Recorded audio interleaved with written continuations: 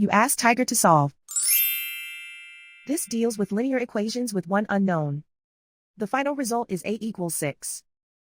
Let's solve it step by step. Simplify the expression.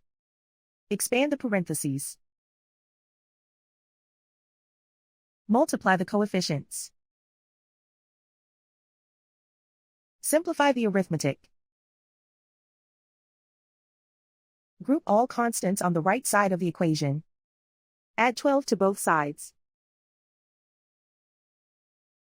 Simplify the arithmetic.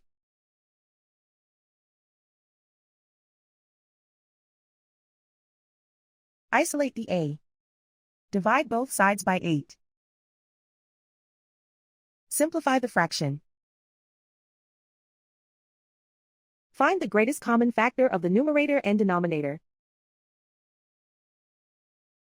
Factor out and cancel the greatest common factor. And so the final result is a=6.